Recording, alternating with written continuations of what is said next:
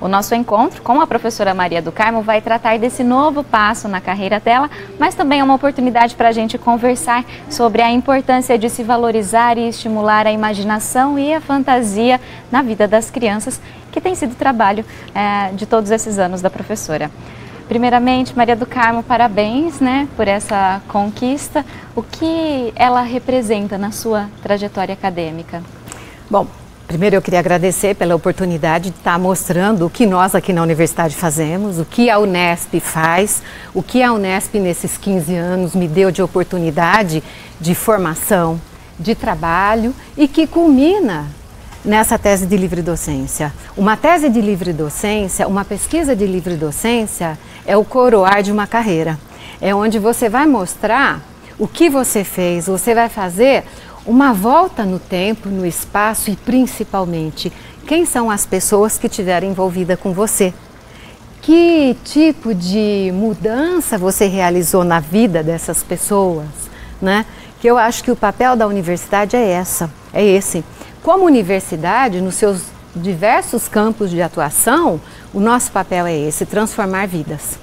O conhecimento, ele só tem razão quando essas pessoas utilizam para olhar para a vida, para se inserir no mundo e respeitar essa nave que nós estamos vivendo, E com tudo o que está acontecendo no nosso planeta, eu me penitenciei muito nesse trabalho, nessa pesquisa de livre docência.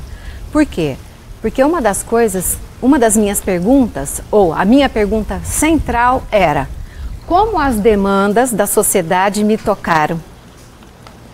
Na docência, na extensão, na pesquisa e na gestão. E o que eu pude fazer em cada uma dessas áreas que a universidade nos dá a oportunidade de trabalho para fazer o mundo ficar um pouco melhor. Você vai falar, nossa, que pretensão, o mundo. Sim, o mundo mesmo. Por quê? Nós criamos um locus e no nosso entorno nós podemos fazer coisa, E professora, durante toda a sua carreira, você se dedicou à formação de professores, E eu gostaria que você falasse um pouquinho por que é importante trabalhar com eles, o desenvolvimento da ludicidade, para que eles levem isso para a sala de aula. Bom, uma das coisas que a gente vai descobrindo com a maturidade da pesquisa, até com os processos de envelhecimento mesmo, o teu corpo vai envelhecendo, em compensação, se a gente aproveita bem, da nossa experiência, isso nos dá segurança para coisas que eu mais jovem não tinha, E nesse sentido, o que a formação de professores tem me dado é a preocupação de mostrar com a minha experiência, com os meus estudos, que eles não precisam descobrir o fogo, que os estudos que eu desenvolvi podem catapultá-los lá na frente. As pesquisas que eu realizei, os alunos que eu já orientei, eles podem ser experiências vivas, nas quais esses professores, em formação, aqui na universidade, na formação na pós-graduação e na formação continuada, quando eu trabalho com equipes escolares, o que isso pode dar? O que isso faz? Mas um detalhe que eu acho muito importante, as pessoas só mudam quando elas percebem que alguma coisa as incomoda. Você pode dar a melhor formação do mundo, você pode levar o melhor material, você pode estar no melhor espaço, ter tempo, ter condições financeiras para fazer a melhor formação. Isso é importante. Só que enquanto as pessoas não te procuram e não sentem a necessidade de reelaborar aquilo que elas vêm fazendo no cotidiano, essas formações não se alteram, essas posturas não se alteram. Então, dentro da educação, nós temos uma preocupação, eu pelo menos tenho uma preocupação muito grande. É aquele professor que fala assim, mas eu já faço tudo isso que você está falando. Você fala, que bom que você faz. Na verdade, esse professor, ele está dando um indicativo de que ele não está aberto à mudança. Que ele está numa zona de conforto. Exato. E a nossa vida é uma constante zona de equilíbrios e desequilíbrios que nos movem. E professora, agora falando das crianças, por que é tão importante estimular nelas a imaginação, a fantasia? Bom, essa é uma coisa que me fascina e que o dia que eu tiver uma resposta fechada eu vou parar de pesquisar, porque isso é um dos motes da minha pesquisa. Primeira coisa, a gente tem que pensar na criança como aquele ser que, por natureza, ela é curiosa. As crianças são extremamente curiosas, a começar dos bebês. Eles começam organizando o mundo onde eles são o centro. Então, tudo emana em relação ao raio de percepção que eles têm, né? E isso, conforme nós vamos mostrando para essa criança um mundo diverso, cheio de objetos para ela conhecer, esse entorno vai aumentando, né? Eu faço uma analogia, uma metáfora com uma pedra que cai na água. Se você joga a pedra com força, os círculos concêntricos, eles são grandes. Eu falo que bater no sentido figurado, obviamente, jogar essa pedra, dar esses objetos que façam essa criança querer descobrir as coisas, é um incentivo a ela conhecer. Outra coisa, a gente acha que as crianças são muito imaginativas, mais do que os adultos, têm uma imaginação muito fértil. A imaginação e a fantasia, ela depende dos repertórios de experiência que nós proporcionamos para os seres humanos. Então, se a gente pensa nisso, o repertório de uma criança de 2 anos é muito menor do que o repertório de um adulto com 20, né? O que acontece então? A criança, ela não tem medo de aproximar experiências. A criança, ela não tem medo, por exemplo, noção de grande. O que é grande para ela? É a mãe. Não interessa que essa criança tenha 1,10 m e a mãe tenha 1,50 m. Para ela, grande é essa mãe. Então, uma bola grande, né? É como a mãe dela, que é grande. Então, essa criança, ela vai a campo para descobrir os objetos. Eles são pequenos mecânicos, pequenos descobridores. Professora, e essa compreensão sobre a criança, ela sempre existiu? Não. A concepção da criança como um ser inteligente, um ser que faz descobertas, que tem hipóteses, que quer conhecer o mundo, que pensa sobre, que articula, que tem ideias, ela é bem recente. Na verdade, isso começa mais ou menos por volta de 300 anos atrás. E ainda hoje a gente percebe muito pessoas que não veem essa criança como um ser extremamente hábil, extremamente sagaz, que entende o mundo, né? Tanto é que informações que eu vou falar com pais de bebês pequenininhos, eu pergunto, você fala com ele, né? Você conversa com ele? Ele fala, não, ele não fala ainda. Esse é o conceito importante, o conceito do enfant, da onde vem a infância, aquele que ainda não fala. A criança fala desde a hora que ela está dentro da barriga. E principalmente quando ela sai. O choro é uma forma dessa criança se comunicar com o mundo. A forma como ela olha para os objetos, isso deve ser lido pelos adultos. Então, observar as reações dessa criança, isso é importantíssimo.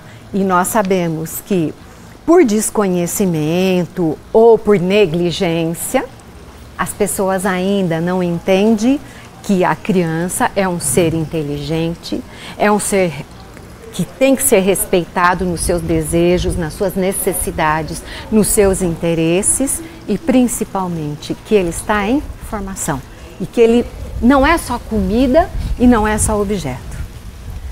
Uma coisa que há de ser muito ressaltado é que a criança, para além de comida e de cuidados, ela precisa de afeto. A neurociência tem mostrado isso, né? A diferenciação e o fortalecimento das redes neurais, elas acontecem por conta do afeto. A mielinização dos neurônios, dos axônios, das coisas dentro da cabecinha da criança, dependem do carinho e do afeto. E professora, voltando agora um pouquinho à sua defesa da livre docência, você apresentou um conto na defesa, né? O Conto de Kai. Gostaria que você falasse um pouquinho sobre ele para a gente encerrar a nossa entrevista. O Conto de Kai é uma forma de inspiração. Eu não poderia trabalhar com as linguagens, com a arte, com o lúdico, sem que eu fosse uma estudiosa, sim, na vida particular e hoje, na minha profissão, da mitologia, né? O mito, ele mostra a saga do herói. Todos nós, nas nossas conquistas cotidianas, nós somos pequenos, grandes heróis. Cada projeto que a gente se insere e realiza, ele nos faz mais fortalecidos, ele nos mostra a saga do herói. Quem fala sobre isso é o Carl Gustav Jung, né? Ele que acredita na força do mito e tudo mais. Outra coisa que é muito importante é que eu montei a minha tese em cima das etapas do mito do herói conforme o Campbell, né? E aí o conto de Kai é justamente o meu percurso. Como uma criança pode entender que o cotidiano dela, que a ida dela para a escola, que o processo dela de aprender, de se relacionar com as outras crianças é um projeto de pequenos heróis que vão se transformando num grande herói. Até a gente morrer, a gente vive pequenos mitos.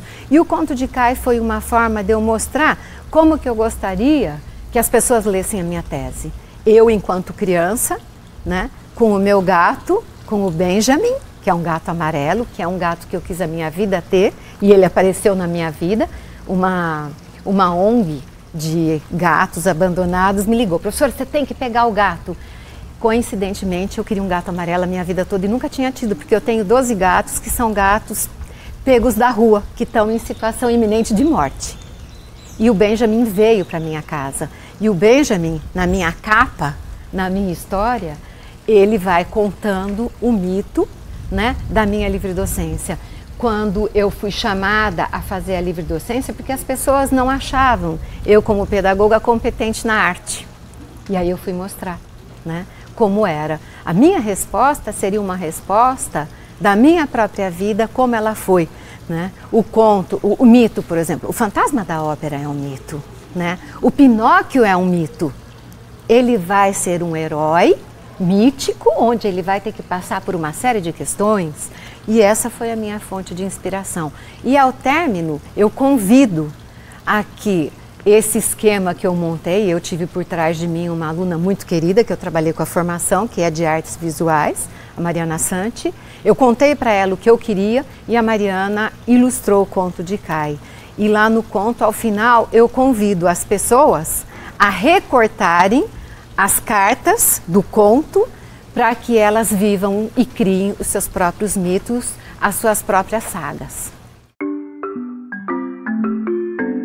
Era uma vez Kai e seu querido gato Benjamin, é claro. Aventureiros de carteirinha passavam horas juntos brincando de inventar novas aventuras. Viajavam a lugares inacreditáveis, explorando a toda novidade que encontravam. A vovó Sinhá incentivava a imaginação de Kai com muitas e muitas histórias presentes nos livros que havia em sua biblioteca e com brinquedos e jogos. E no final, eu fecho assim: a vovó sorrindo disse a Kai e a Benjamin para não se preocuparem, pois tudo voltaria para o seu devido lugar no mundo mágico do baú e que cada passagem para lá, uma história diferente ia acontecer. Kai cresceu, Benjamin ganhou novos companheiros e com a experiência que tiveram ensinaram a brincadeira do imaginar por onde passar.